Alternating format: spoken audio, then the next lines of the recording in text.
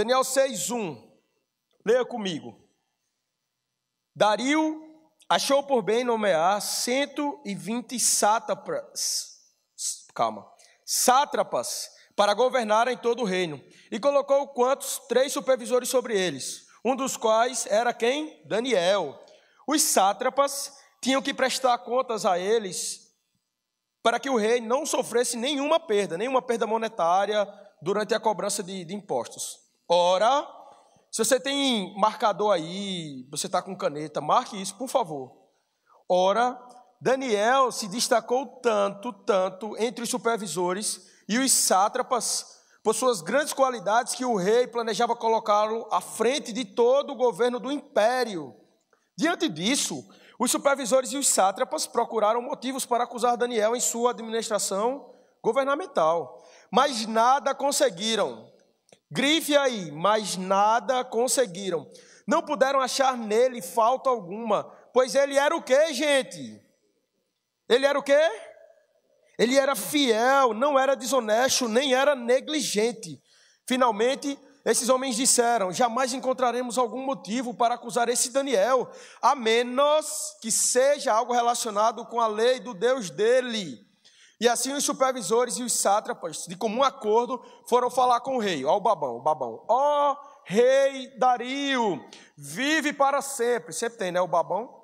Todos os supervisores reais, os prefeitos, os sátrapas, os conselheiros, os governadores, eles concordaram em que o rei deve emitir um decreto ordenando que todo aquele que orar a qualquer deus ou a qualquer homem nos próximos 30 dias, exceto a ti, ó rei, seja atirado na cova dos leões.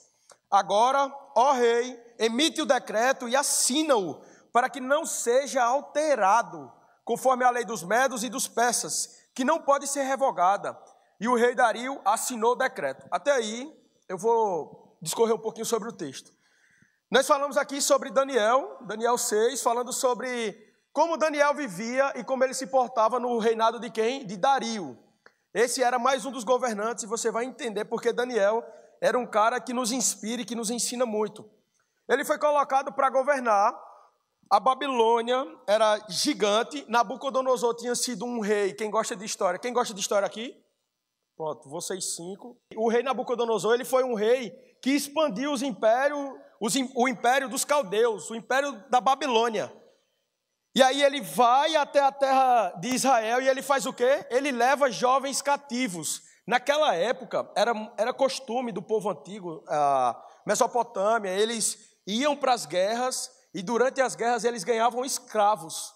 Só se você estudou história antiga e gosta disso, os escravos de antigamente eles eram médicos, eles eram contadores, eram juristas. Então eles eram escravos de guerra que eram levados para a terra de origem dos vencedores. E Daniel foi um desses homens que foi levado para onde? Para a Babilônia. Nabucodonosor foi lá, tomou a terra e levou quem? Levou Daniel com eles. Daniel já está aqui num terceiro governo. Aqui, olhe que informação maravilhosa. Nabucodonosor era o imperador. Ele vai, ganha Israel e traz jovens dotados com ele para a Babilônia. Ele traz Daniel e 3 amigos. Todo mundo está entendendo comigo? Aí muda de governante. Mas só que o governante olhava e achava Daniel um cara tão top, um cara que era acima da média, que era excelente, que ele falava: não, eu tenho que continuar com esse cara. É como se mudasse de governo. Por exemplo, a gente teve uma mudança presidencial. É como se mudasse de governo, e aí o cara estava na oposição, mas olhava assim: cara, esse é um cara tão técnico, é alguém que consegue governar tão bem, que eu vou mantê-lo. Esse era Daniel.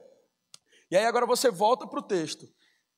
Daniel, no versículo 3, Daniel, ele se destacou tanto entre os seus supervisores e sátrapas, por suas grandes qualidades, que o rei planejava colocá-lo à frente do governo de quê, gente? De todo o império. Pense se esse cara não enfrentou inveja. A galera devia olhar para ele assim e falar: esse cara é um estrangeiro, ele vem de longe, e como assim ele vai governar sobre tudo e sobre todos nós? Ele vai ser o primeiro-ministro, vai ficar abaixo do imperador, que nada. E é muito interessante, eu queria fazer essa provocação em vocês, e para quem não perdeu semana passada, vai estar lá no YouTube. A nossa ideia de fazer essas séries, gente, é de vivermos e planejarmos o nosso ano com uma ideia e com uma base, depois de termos aprendido, essencialista, minimalista. Qual o nosso grande erro? Nós chegávamos em janeiro, planejávamos, só que recorríamos nos mesmos erros. E a ideia de falar sobre esta série é mudar a forma como nós vemos a nossa própria vida. Então hoje é a última mensagem da série, e nós vamos falar sobre cronograma. Quem aqui gosta de cronograma? O povo gosta de cronograma. Hoje eu fiz um vídeo para o Stories, e tinha uma galera perguntando. Eu coloquei recentemente no meu quarto um adesivo branco, e agora eu faço o meu planejamento no meu próprio quarto. E vocês vão entender que eu não era esse cara que planejava, eu não era esse cara organizado, eu não era esse cara que via à frente. Eu acabei de terminar um curso, e muita gente sabe, e eu trabalhei e estudei durante 6 anos, durante 5.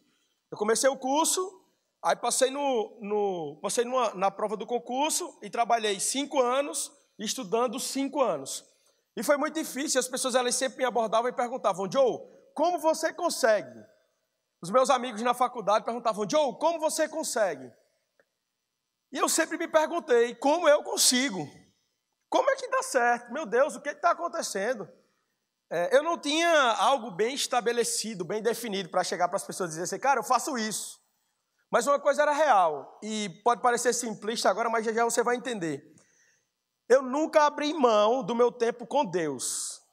Parece uma coisa simples e óbvia, né, para a gente? Eu nunca abri mão do meu tempo com Deus. Vocês me viram aqui durante 3 ou 4 anos dessa rotina, me viram aqui quase todos os sábados, me viram servindo ombro a ombro com muitos de vocês aqui. E falar sobre planejamento, gente, é algo estratégico, porque como pastor sobre a vida de vocês, eu quero vê-los crescer e amadurecer. Sobre isso, mais ou menos, que a gente falou semana passada.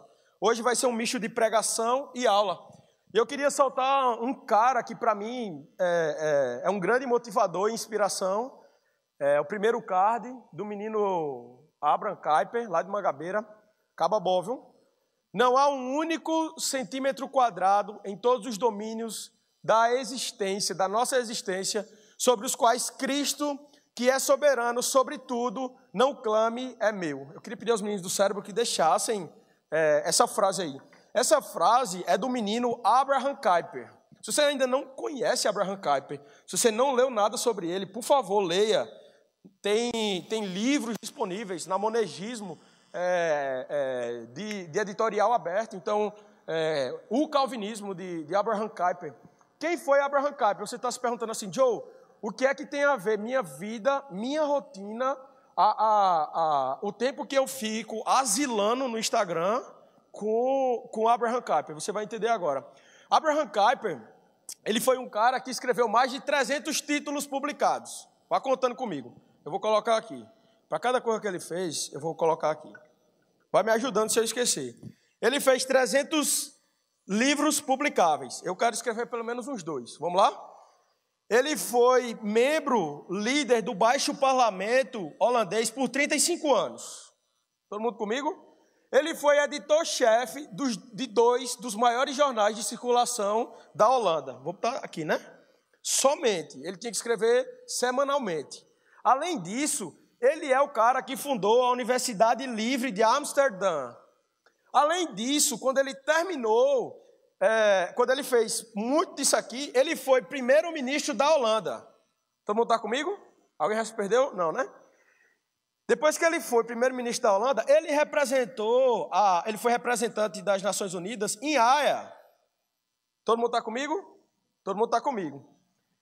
Só que quando você vai ler a biografia de Abraham Kuyper, os biógrafos e até os filósofos que eram seus inimigos intelectuais dizem que ele era como um monstro de umas 100 cabeças, de umas 1000 cabeças e de umas 100 mãos. É um numerário assim, mas eles falavam assustadoramente de um homem que produzia muito, mas, escute isso, não abria mão do seu tempo com Deus. Abraham Kuyper e os biógrafos falam sobre isso. Sim, ele era filósofo, formado em direito e professor. Tinha família, o que mais? Qual a sua desculpa agora? Ah, não, minha desculpa. Minha mãe me acorda de 9 horas da manhã e eu estou ficando estressado, vou procurar um psicólogo. Não, a minha orientadora do doutorado, ela não me deixa em paz. Ela quer que eu entregue daqui a 2 anos a minha tese de doutorado. Daqui a 2 anos, é tão próximo. E é muito interessante ver a história de Abraham Kuyper.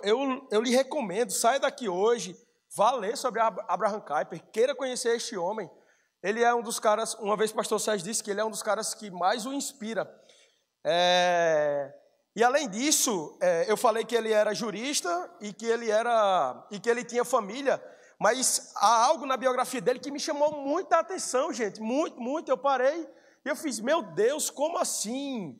Numa geração como a nossa, em que ser workaholic, as pessoas dizem assim, ei, brother, vamos tomar um açaí? Vamos sair juntos? Você diz, eu estou com a minha agenda lotada. Aí você abre o Google Calendar e aí você corre assim, ó, estou até dezembro aqui, cheio de coisa. Sabe uma coisa que na biografia do Abraham Kuyper diz?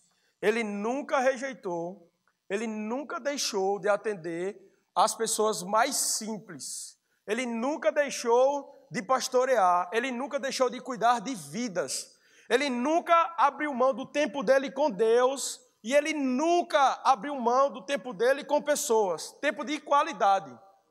Não é aquele tempo em que você está sentado com seu amigo no café, você pega seu celular e você fica aqui no celular. Seu amigo está chorando na sua frente, abrindo o coração e você está aqui no celular, falando com os esquemas, dividindo em 48 vezes para levar para o Radicalis.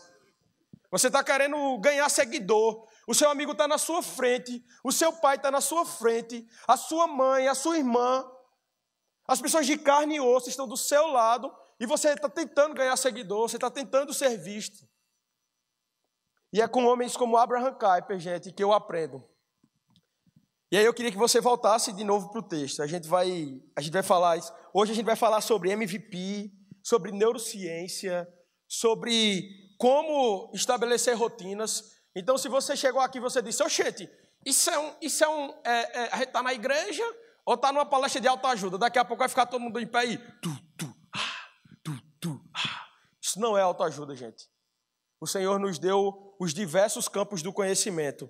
Não há 1 centímetro quadrado em todos os domínios da nossa existência sobre os quais Cristo, que é soberano sobre tudo, não clame, é meu.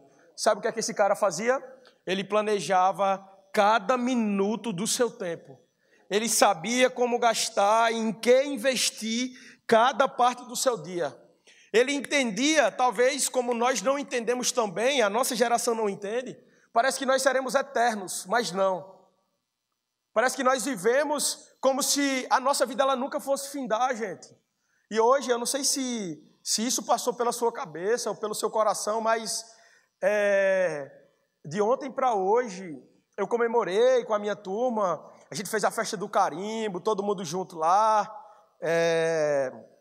eu saí carimbando todo mundo, aí me alegrei, não sei o que, quando cheguei em casa, comecei a ver o pool de notícias, e aquilo me deixou triste, sabe, eu parei hoje, acordei e fui orar e falar com o Senhor, e dizer o quanto eu estava triste, sabe, o quanto eu sinto pela vida daquelas pessoas que morreram em Minas Gerais. Pessoas, trabalhadores que estavam almoçando, gente. Você parou para pensar nisso? Quando a notícia de morte ou de tragédia ela nos chega, ela nos apavora, mas pare. O pessoal estava almoçando, cara. Imagine, hoje de manhã você almoçou aonde? Onde você almoçou hoje? A sua última refeição antes do jantar, onde foi? Pronto, pense nela.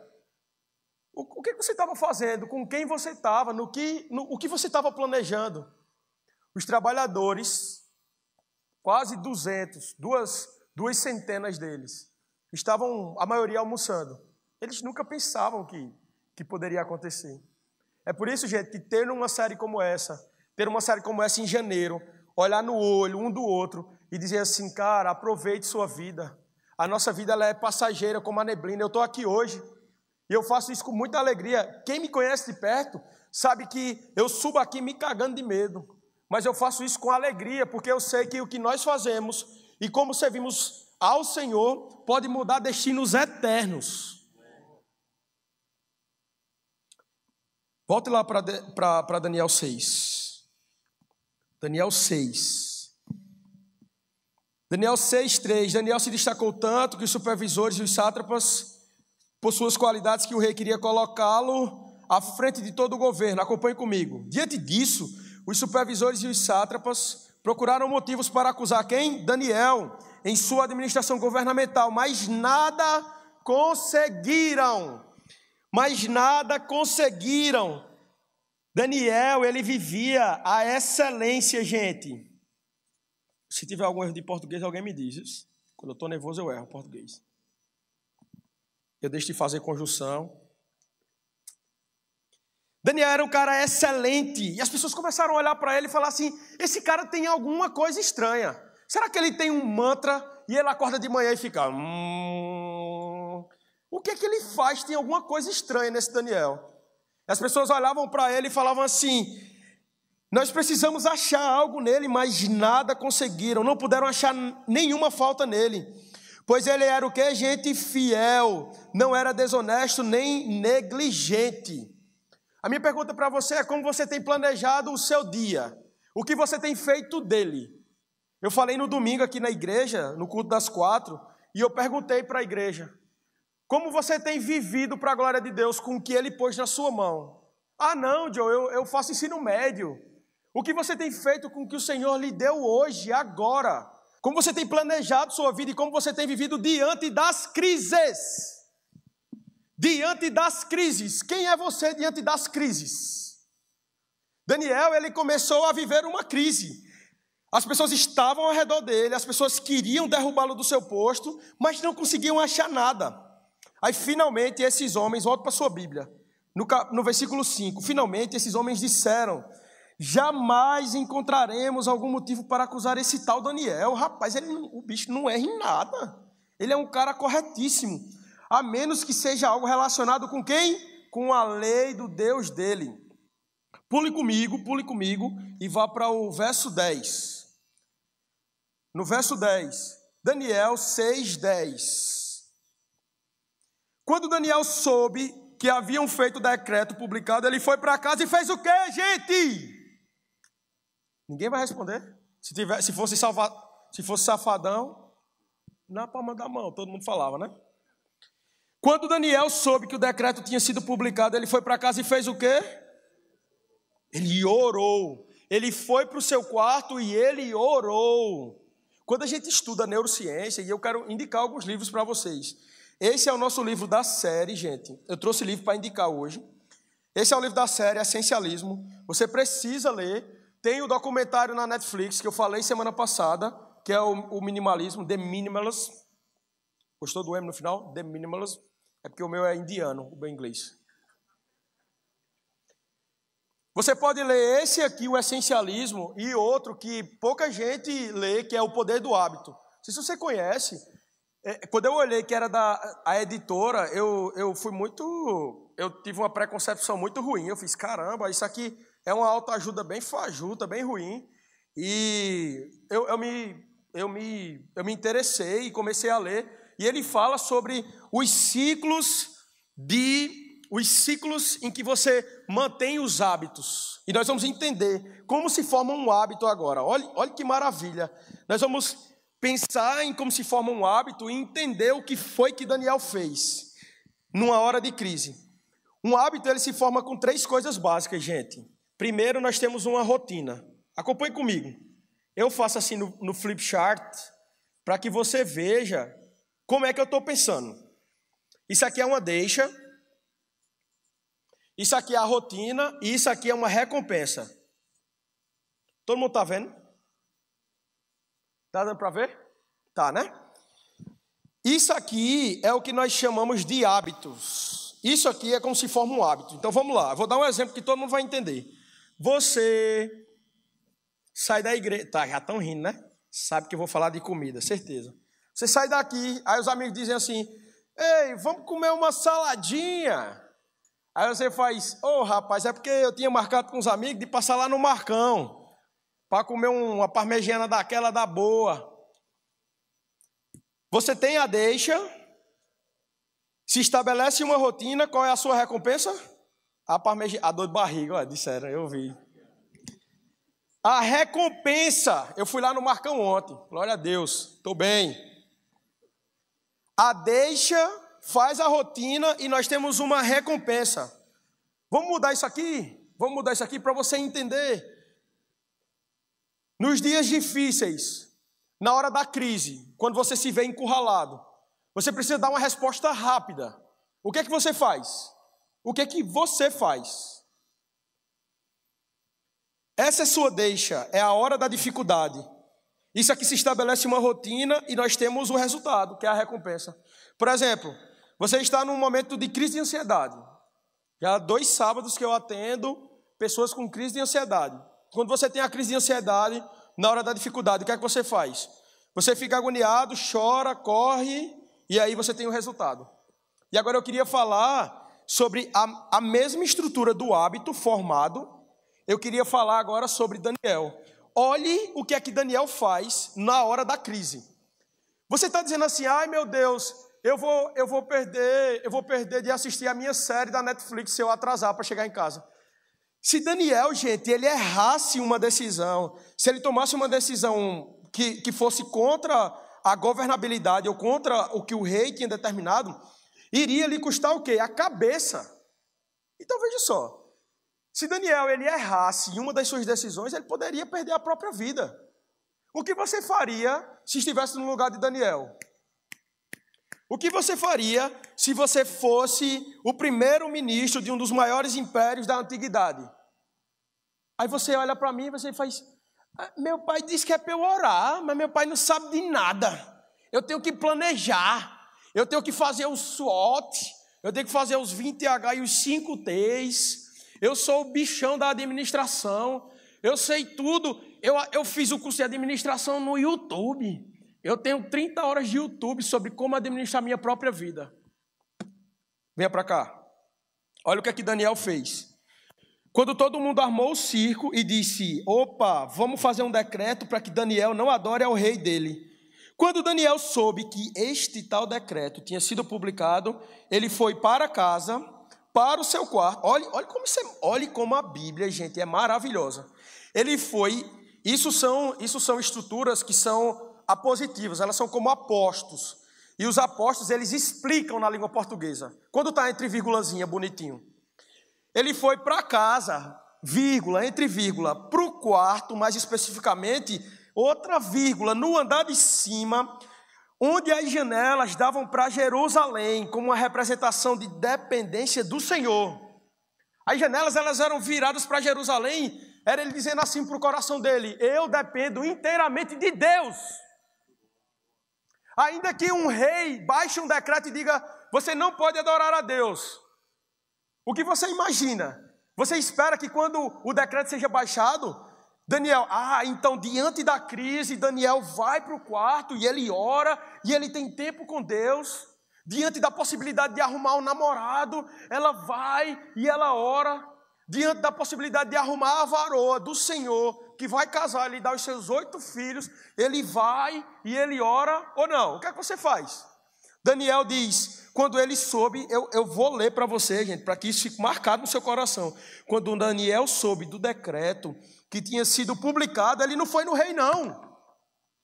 Ele era o primeiro depois do rei. Ele podia chegar lá, opa, rei, peraí, como assim? Eu estou aqui, eu sou o cara que administra, você vai me perder? Não.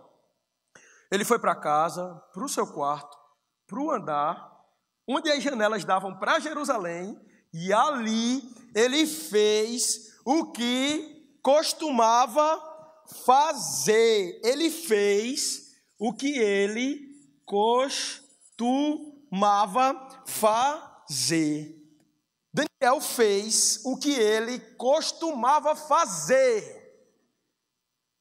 Daniel, ele sai e ele vai para o lugar que ele está quase todos os dias, de manhã, tarde e noite.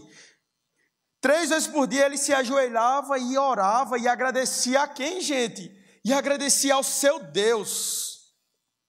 Olha que maravilha. Então aqueles homens foram investigar e encontraram Daniel o quê? Orando. Olhe o erro de Daniel. Escute comigo.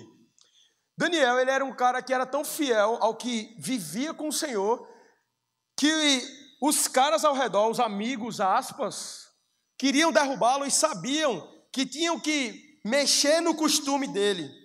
Ele tinha uma deixa diária, 3 vezes por dia, ele ia para sua casa, ia para o seu quarto, para o andar superior, que apontava para Jerusalém e orava. Qual foi a última vez que você parou para orar? E todas as vezes, eu sempre digo isso, gente, e eu peço que vocês orem por mim, e é algo que a gente aprende como servo, como pastor da Cidade Viva, pastorei de coração aberto. No final do meu curso, o estresse lá em cima, sabe? Eu acordava e a primeira coisa que eu fazia, o que era? Abria os olhos, era como se fosse uma necessidade básica. Eu pegava meu celular e olhava o Instagram. Eu preciso responder às pessoas. Eu comecei a acordar às 5 da manhã, porque eu sabia que eu acordaria mais cedo, responderia todo mundo e iria para o hospital, fazer o final do meu curso e conseguiria dar conta de falar com todo mundo. E isso se tornou uma rotina, era uma deixa. Eu acordava, quem aqui se acusa, que aqui eu já vou perdoando aqui, ó. Quem aqui acorda de manhã e acorda assim, ó, a mão na cama? Aqui, ó, tô vendo? Deus perdoa, Deus perdoa, Deus perdoa, Deus perdoa, Deus perdoa. Quem mentir vai pro inferno, direto. Você acorda e faz o quê? Meu celular. E quando você olha, você faz, eita, esqueci de botar para carregar de madrugada. Pronto, seu dia acabou. Todo mundo está rindo porque é verdade. Você chega de mau humor, o que está acontecendo? Meu celular, me presta aí um carregador aí. Aí o povo que tem iPhone, né? Você tem um carregador de iPhone? Tem não, só tem de Samsung, povo pobre. Né? Eu só tenho Samsung, viu?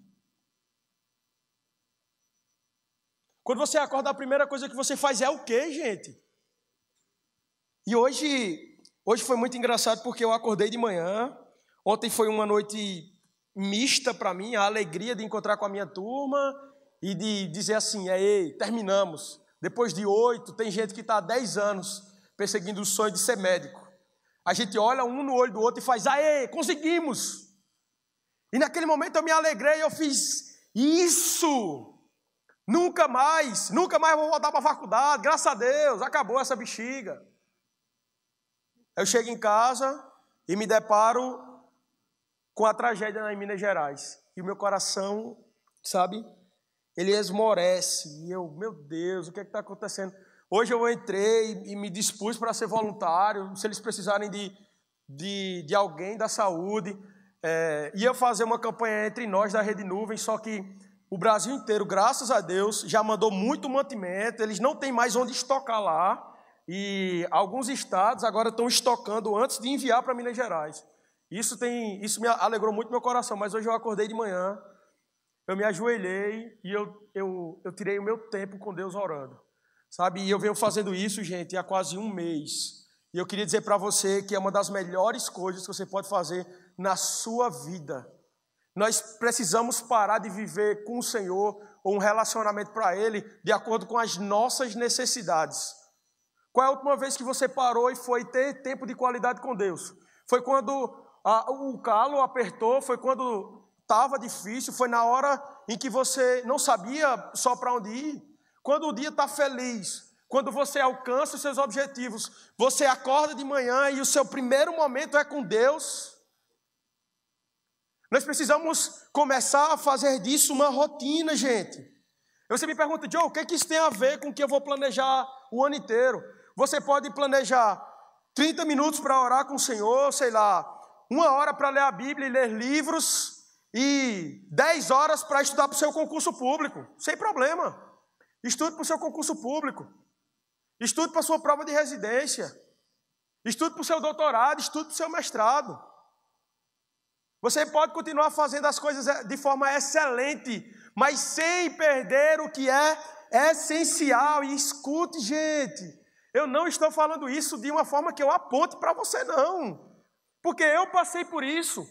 E eu posso lhe dizer que foram os piores dias da minha vida, da minha rotina. Talvez eu tenha esquecido de dizer para as pessoas, quando elas me perguntavam, cara, como você consegue? E eu falava para elas, falei muitas vezes, muitos aqui ouviram isso de mim em aconselhamento, em momentos que a gente saía para tomar café. O Senhor tem sido o meu sustento. O Senhor tem me mantido todos os dias. Tem dia que eu acordo e que eu não tenho vontade de ir para a faculdade. Tem dia que quando termina a faculdade eu não tenho vontade de ir para o trabalho para ficar até 11 horas da noite. E glorificar a Deus lá. Isso passava no meu coração. Tive crise de ansiedade, sabe por quê? Porque quando apertava a minha agenda, a primeira coisa que eu tirava era o meu tempo com o Senhor. E eu me perdia. E aí você vê um homem como Daniel, diante de uma crise, ele poderia ter morrido. Ele poderia ter perdido a própria vida. E ele diz assim, como era de costume fazer. Olha como a Bíblia, ela é maravilhosa, gente. E olhe os detalhes, ele foi para casa, ele foi para o seu quarto, que era no andar de cima, que tinha uma janela que apontava para o Senhor, que apontava para Jerusalém, e como era de costume, ele fazia o quê?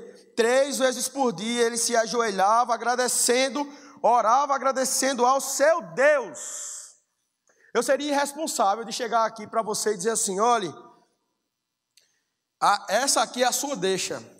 É quando você está lá no rally-rola com a sua namoradinha, que o pai dela não está perto, porque quando o pai dela está perto, você é um padre, você é um santo. Aí você fica sozinho com ela. Qual é a rotina? Qual é a rotina? Se pega, né? A rotina é se pega. E qual é a recompensa? Não tem recompensa, não tem? Mas só que é a recompensa na hora errada. Essa recompensa aqui, meu irmão, eis que te digo, recebe, varão do Senhor. Essa recompensa aqui é para a lua de mel, papai. Eu estou esperando a lua de mel para ter essa recompensa. Posso ouvir um amém? Os irmãos tudo, aleluia. Aleluia. Está subindo pelas paredes, aleluia. Nós precisamos viver para a glória de Deus e que de forma que as deixas da nossa vida, elas glorifiquem ao nosso Pai. Quando você acorda de madrugada e que você não tem nada para fazer, ao invés de pegar o Instagram ou entrar naquele site de pornografia, pare e vá ter tempo com Deus. Nós precisamos, gente, começar a mudar aqui. Os livros, tanto o Essencialismo como o Poder do Hábito, eles dissecam, e eu não falei para você, eu tive uma preconcepção muito errada, inclusive conversei com a minha amiga Jennifer sobre esse livro, e ele disseca o hábito e ele começa a usar técnicas de neurociência. E uma das coisas importantes aqui é que às vezes a gente tenta mudar a recompensa, às vezes a gente tenta mudar a rotina, mas nós precisamos combater a deixa. Nós precisamos começar a matar o mal pela raiz. Sabe quando José, ele estava na casa com a mulher de Potifar e que ela chega tirando a roupa, e veja só, você olha assim, não, foi fácil demais para José. Um oficial do rei, ele tinha direito a escolher entre as mulheres mais belas das famílias. Agora imagine você aí. Imagine você que não consegue ficar meia hora sem entrar no site de pornografia. A mulher chega na sua frente. E aí, cabo velho? O que é que você faz? Sabe o que José fez? Ele fez assim, não, eu vou fazer uma análise filosófica. Partindo do naturalismo inglês, essa mulher tem umas curvas acentuadas. Ele olhou para a porta e ele fez assim, eu vou correr daqui, eu vou perder até minha túnica, mas eu vou correr daqui. Às vezes as deixas da nossa rotina nos afastam de Deus. O que é que tem lhe afastado de Deus hoje? O que tem lhe afastado de Deus agora? Talvez você está aí pensando, caramba, eu falei sobre planejamento. Semana passada a gente saiu daqui com 3 pontos para pensar como planejar daqui para o resto da vida. O que é que me apaixona, a que servem os meus talentos e o que é algo que pode transformar o mundo. Caramba, eu saí com isso na minha mente. Eu não vou sair correndo atrás de tudo, fazendo 30 cursos, tentando agradar a todo mundo. Eu quero viver para a glória de Deus. Aí você faz seu planejamento, quando é na segunda semana, você já parou de orar. Quem nunca aqui? Você diz assim, esse mês eu vou ler 2 livros por mês. Glória a Deus, aleluia. Quando é no terceiro dia, você está maratonando na Netflix. É ou não é? É verdade. Eu estou vendo um monte de gente rindo aí. Eu já pequei muito maratonando na Netflix, irmão. Você não tem ideia, não. Queria que você voltasse para o texto agora. Eu começo a me preparar para o fim. 3 vezes por dia, lá no versículo 10, no finalzinho. 3 vezes por dia ele se ajoelhava e orava, agradecendo a Deus. Então aqueles homens foram investigar e encontraram Daniel o quê? Orando, pedindo ajuda a Deus. E foram falar com o rei acerca do decreto real. Tu não publicastes, ó rei, um decreto ordenando que nesses 30 dias, todo aquele que fizer algum pedido a qualquer deus ou qualquer homem, exceto a ti, ó rei, será lançado na cova dos leões? O rei respondeu, o decreto está sim em vigor, conforme a lei dos medos e dos persas, que não seja revogada. Então disseram ao rei, Daniel, um dos exilados de Judá, não te deu ouvidos. Vê, ele era alguém que era de outra nação, tinha chegado na Babilônia, tinha sido colocado numa posição de liderança e estava glorificando a Deus. Qual é a sua desculpa? Qual é a sua desculpa? As pessoas me perseguem. Eu sou coitadinho. Qual é a sua desculpa hoje? Eu estava lendo uma vez um filósofo, ele é até um pouco controverso, Pondé, e ele diz que antigamente as pessoas tinham certeza da sua autoestima elevada. Então, quando uma pessoa roubava, é porque ela tinha uma autoestima muito elevada. E aí chegavam para ele e falavam assim, quem você acha? Você acha que é melhor do que outras pessoas para chegar lá e deliberadamente tirar a vida de outra? Cometer um homicídio? Como assim? A cultura antiga era assim, a patrística falava muito sobre isso. Na nossa contemporaneidade, como é que acontece? O cara comete um crime e faz, o bichinho, ele não sabe o que está fazendo, ele tem uma baixa autoestima, vamos ajudá-lo. Nós começamos a distorcer as coisas ao nosso redor, nós começamos a encaixotá-las para que elas atendam aos nossos próprios objetivos, gente. E a nossa sociedade, ela tem caminhado para cada vez mais longe do Senhor. E Daniel, ele não abriu mão, ele pediu ajuda a Deus, mas ele não negociou os seus valores.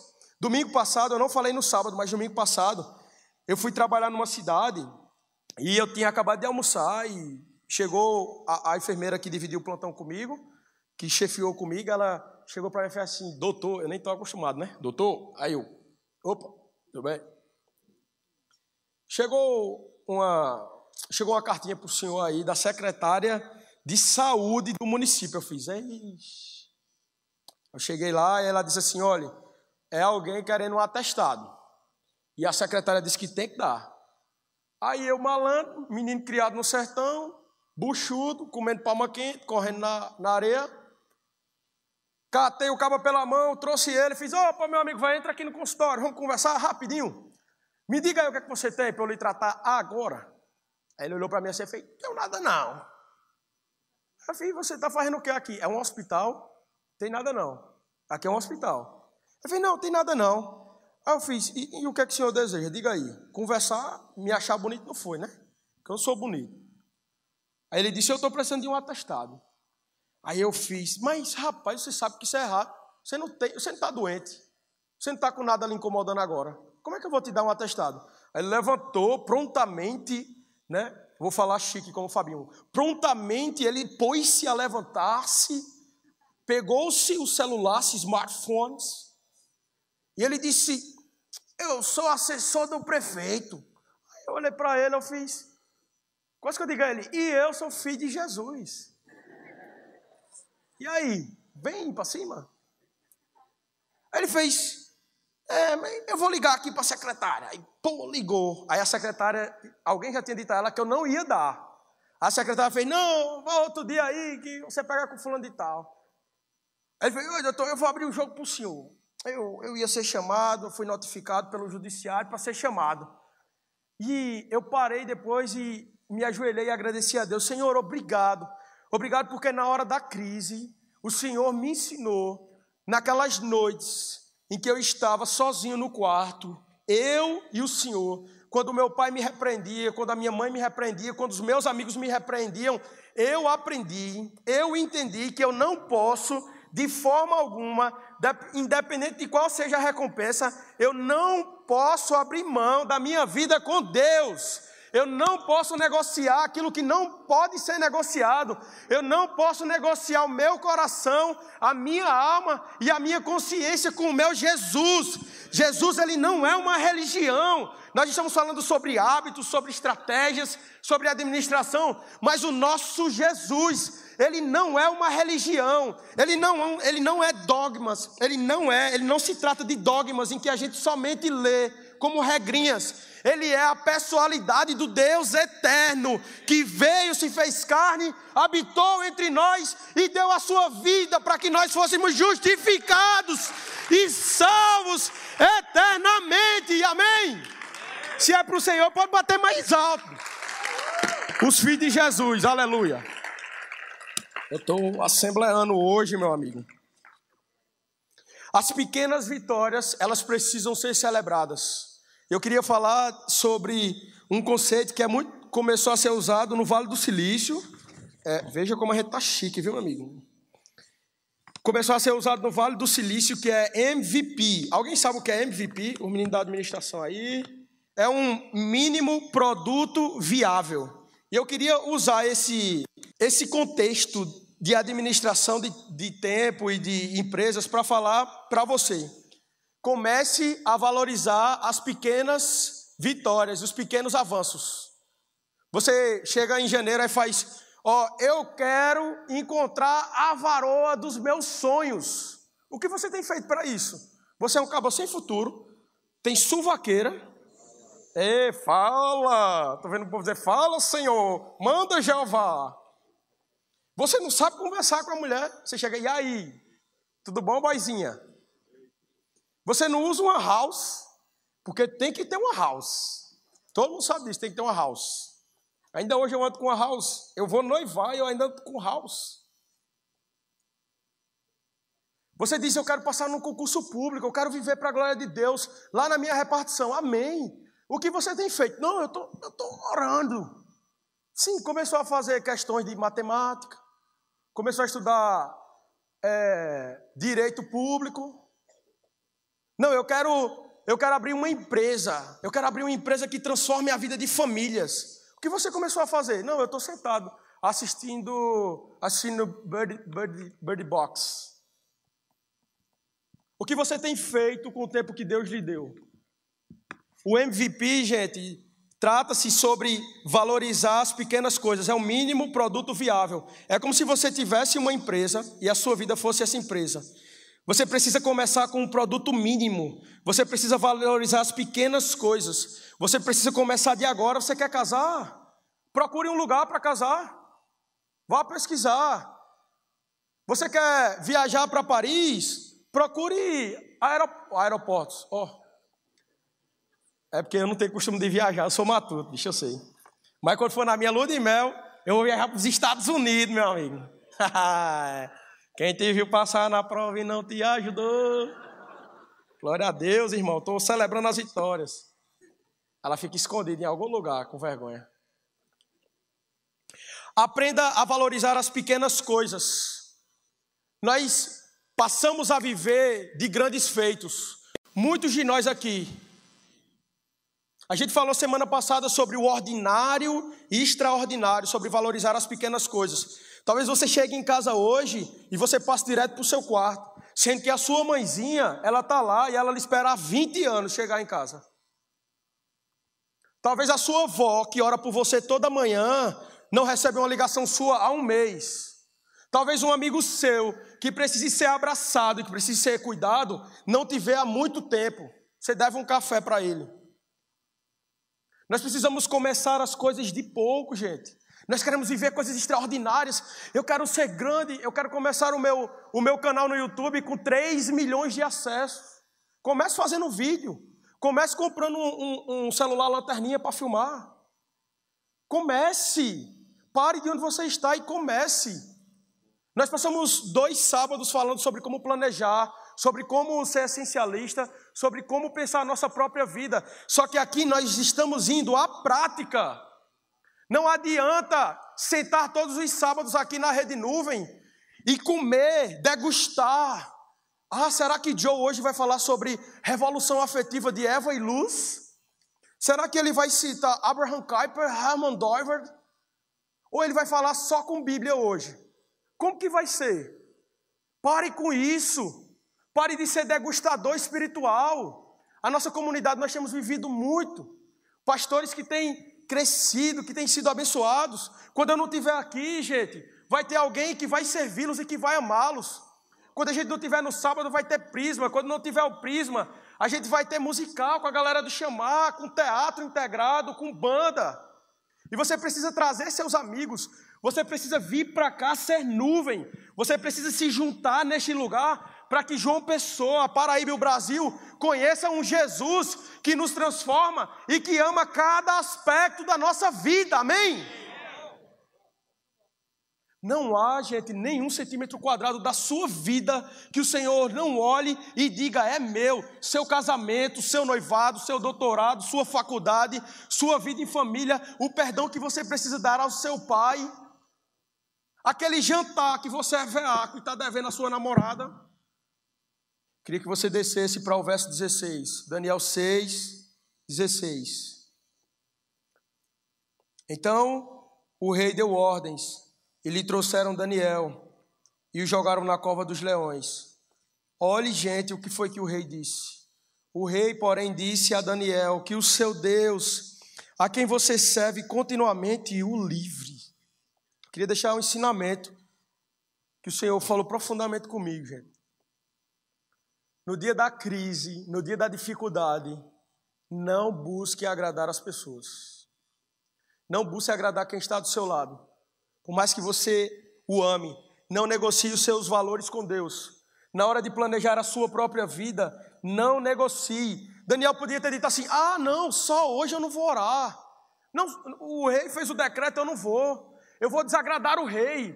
Eu vou desagradar não sei quem. Eu vou desagradar meu amigo, eu vou desagradar fulano. Eu vou fazer isso e eu não vou ser aceito no grupo. Daniel, ele estava pouco se lixando, ele vivia para a glória de Deus, ele amava pessoas, ele liderava e cuidava de 3 amigos que tinham ido com ele, escravizados.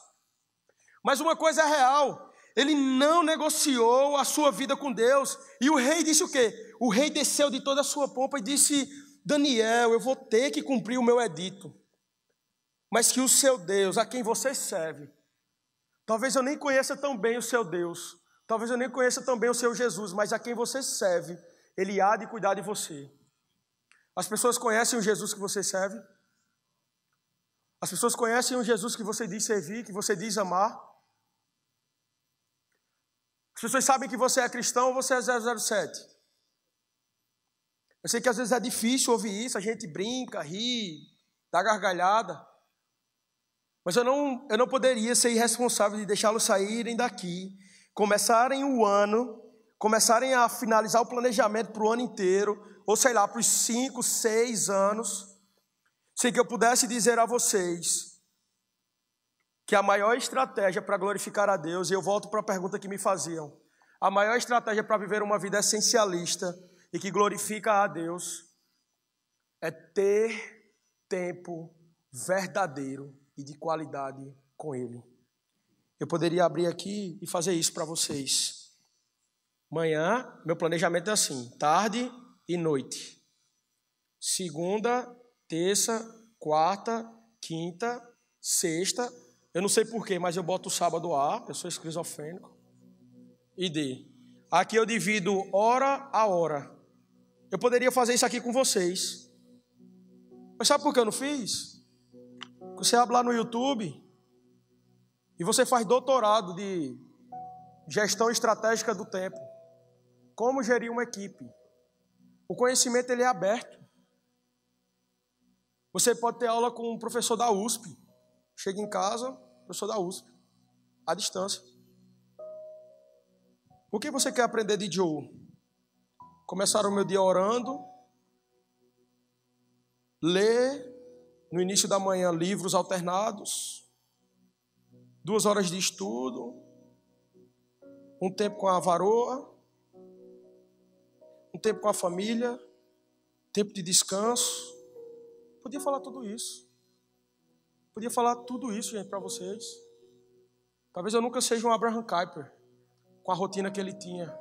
Talvez o meu corpo não aguente. Mas se eu posso dizer a você, com alegria no coração, com muito temor, é que há uma coisa em comum entre eu, Daniel e Abraham Kuyper. Os 3 se reconheciam tão miseráveis, tão miseráveis, tão miseráveis que a necessidade de ir para o quarto, ir para o andar superior, apontado para Jerusalém, era uma necessidade de todos os dias. Quer dizer um negócio para você. Você pode fazer consultoria de planejamento. Você pode ir para Harvard Business School, fazer 1 ano de imersão lá. Você pode voltar ao bichão da administração. Eu queria dizer um negócio para você. Sem a presença maravilhosa do Senhor nos seus dias e na sua vida, o seu planejamento vai ser só um emaranhado de horários perdidos, sem sentido algum, rumando para um lugar sem rumo. Queria que você ficasse de pé. Eu queria terminar lendo a última parte de um livro. Lá no Todavia, o pastor Tiago, ele fez uma resenha sobre o livro. E a forma como esse livro termina, ele me cativou e eu nunca esqueci. Eu até preguei para vocês em setembro aqui, indicado, Morrer de Tanto Viver. Talvez um workaholic falando para você, alguém com agenda lotada, pudesse lhe estimular a sair daqui e dizer, cara, eu vou lotar a minha agenda, vou estudar minhas 10 horas por dia, eu vou perseguir o meu sonho. Glória a Deus, se Ele lhe chamou para fazer isso. Eu já passei 8, 9 horas estudando, já passei. Colhi frutos, colhi. Mas eu queria lhe dizer uma coisa, as melhores coisas da vida, elas são de graça, ou melhor, elas são dadas pela graça. E Nathan Wilson, ele termina o livro, e o nome do último capítulo é Hiato Urbano. É como se fosse uma coisa simples, uma coisa de tão simples que às vezes ela é um pouco simplória. É um hiato, é uma coisa corriqueira. Hiato urbano, 2 pontos, lar. Eu me abaixo em um chão de madeira de lei para me espreguiçar. O dedinho na minha mão esquerda estala no ponto em que eu quebrei no ensino médio. Na mão direita, o dedo anular é permanentemente torto. É uma cortesia da posição de goleiro. Metade do meu joelho esquerdo não sente nada desde os 17 anos, cortesia do futebol americano. Meu nariz vira para a direita, cortesia da luva de boxe. Tá, cabexiga. Não consigo abrir a boca sem estalá-la desde o ensino médio, pelo menos. Uma cicatriz marca o meu antebraço, onde a unha de um amigo cavou uma longa vala na 8ª série, futebol americano. 3 anos atrás, cirurgiões furaram minha espinha e eliminaram cartilagem salpicada de feixes de nervos que corriam até minha perna. Os nervos ainda formigam na minha mão direita, onde certa vez eu recebi a lâmina de uma faca. Ô bicho sortudo. Feridas de guerra de uma vida mediana. Estive acordado a noite toda escrevendo por muito tempo. Agora outro dia finda. O chão é um luxo. Estico os braços acima da cabeça e minha coluna bate em percussão intensa de ajustes do topo até os pés. A luz do sol, ela desliza pela frente da janela, corta lateralmente pela minha sala de estar, enquanto o grande fogo do céu desce. De súbito, grãos de poeira tornam-se visíveis a voar no ouro, galáxias. Não há nada novo debaixo do sol. Onde todos nós, poeira, flutuando em graça, bonitos apenas sob sua luz. Sou levado a todos os lugares de uma vez. Um amigo meu foi ao Kurdistão para ensinar inglês e carregar graça. Enquanto ele orava, em uma sala de aula, uma arma foi colocada em sua cabeça. Então ele viu a face de Deus. Um amigo de infância assumiu uma patrulha de outro em Faluja. Ele tombou pelo outro como um marinheiro outrora tomba por meu avô. Penso sobre um primo, uma sobrinha, um companheiro de equipe, um colega da escola e os milhões de irmãos e irmãs que têm sido carregados no mesmo ouro que agora me sustenta, que cavalgaram a graça do tempo, ganharam gostos, toques e anseios, que tiveram a eternidade no coração de grãos de poeira e agora se foram para mais perto do sol. Ali, no chão, eu aprendo. Tento encontrar palavras, tento usar palavras para minerar pensamentos. Então eu sou salvo. Mara identificou seu pai vulnerável. Ouço seus pezinhos de 2 anos a galopar e contrai o meu tronco em preparação. Rindo, ela passa correndo pelo sol. A poeira gira e surpreendo-me ao ver que ela o percebe. Ela pausa, dá a volta, para, agacha-se, assiste aos mundos dourados e em seguida ela ataca. Show! Braços balançam, ela pula, show, vão embora, vão para casa. Ela ataca a poeira, ela batalha dançando ao sol, como todos deveriam fazer, e termina tão rápido quanto começou. Sua filosofia conclui: ela se joga sobre mim, costela a costela, pó ao pó. E para finalizar ele diz: a vida é aqui e a vida é agora. Há pessoas em nosso meio que carregam traumas. Há pessoas em nosso meio que carregam dores.